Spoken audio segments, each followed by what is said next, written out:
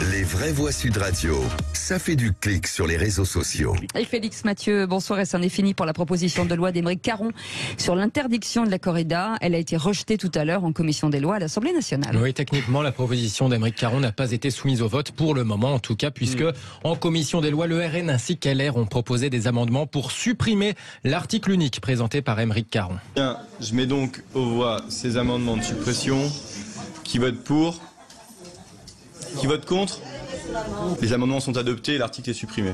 L'interdiction de la corrida rejetée en commission avant même d'avoir été soumise au vote dans l'hémicycle, de quoi rendre furieux Aymeric Caron. Vous venez d'envoyer un signal terrible aux Français en leur expliquant que vous vous moquez complètement de ce qu'ils souhaitent. Mais je pense que ce vote est malheureusement le résultat d'une grosse pression des lobbies, d'une minorité bien organisée qui a fait le tour de tous les groupes ces dernières semaines. S'il vous plaît. Je ne doute pas.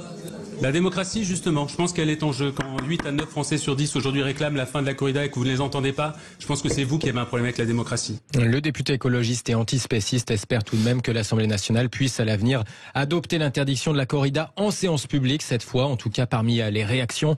Christophe Marie, le directeur adjoint de la Fondation Brigitte Bardot, tweet « Honte aux députés qui, en commission des lois, ont tenté de faire obstruction au débat démocratique et qui ont méprisé l'attente ultra-majoritaire des Français de sanctionner tout acte de cruauté sur un animal, sans exception, ajoute Christophe Marie, pour la corrida espagnole. » Autre sujet, un couple d'Américains a choisi un lieu plutôt atypique pour se marier. C'est un rêve qui vient de se réaliser, explique Mike et Jessica de l'Illinois après leur mariage dans ce lieu assez insolite que je vous laisse découvrir. Attention, il est possible qu'une pub subliminale se glisse dans les secondes qui vont suivre.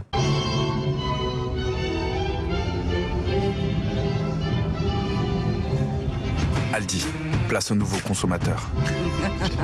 Voilà, vous avez entendu? Oui, ouais. Bon. Mariage dans un magasin Aldi, vous voyez, celui-là même où ils se rendaient tous les dimanches pour faire leurs courses près de Chicago. Parce que l'enseigne avait lancé un concours quand même avec un an de courses gratuites à la clé. Concours remporté donc par Mike et Jessica de l'Illinois. Alors, faut reconnaître qu'il y a un peu de publicité. Une fidélité, quoi. Oui, voilà. Il y a un peu de publicité dans l'air avec Lidl en plus pour le marché américain. Donc 500 couples en tout quand même avaient postulé, semble-t-il. Mais les deux candidats choisis avaient cette particularité d'avoir une passion commune, paraît-il, Aldi. Et oui, ils se sont découverts cette passion commune après leur rencontre dans un bar en 2013. Outre leur mariage tout frais payé, ils ont gagné un an de courses gratuites dans leur magasin, s'étonne Philippine sur Twitter. À ce compte-là, je peux vite me déclarer fan de Carrefour, moi aussi. Et oui, et chaque fois que vous restez un an de plus avec votre femme, vous gagnez des points chez Lidl. C'est ça qui est bien. Ah ouais, Lidl, j'adore. Ah bah voilà. La pub, Voilà, entendons-nous.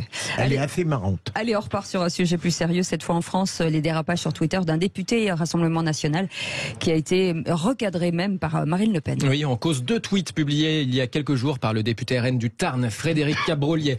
D'abord un photomontage de Sandrine Rousseau en train de faire un salut fasciste, un salut nazi, de lever la main.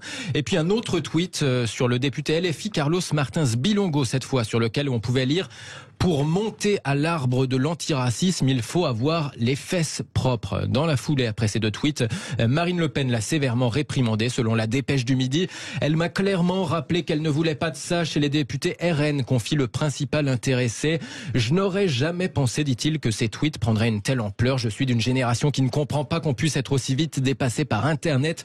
Aujourd'hui, la polémique est derrière moi, ajoute Frédéric Cabrolier, même si, en même temps, le député RN en rajoute une couche quand même au passage dans les colonnes de la dépêche sur le thème de la liberté d'expression mise à mal selon lui, ou encore, je cite, les nouvelles générations biberonnées, dit-il, à l'antiracisme de l'éducation nationale. Merci beaucoup Félix Mathieu. Vous restez avec nous, on revient dans un instant avec le grand débat du jour. Justement, faut-il autoriser les policiers à aller au contact? C'est une question après la proposition de loi présentée par les députés du Rassemblement National. On en parlera avec un membre de la police pour lui poser la question sur le terrain. Est-ce que il faut aller vers cette ligne-là, ou alors est-ce que les policiers sont totalement pas d'accord avec cette proposition? On en parle dans un instant. 0826 300 300. Aude vous attend au standard, et puis nous on est ravis de vous retrouver ensemble jusqu'à 20h avec Philippe David et l'ensemble de nos éditorialistes du jour. Bienvenue, c'est Sud Radio.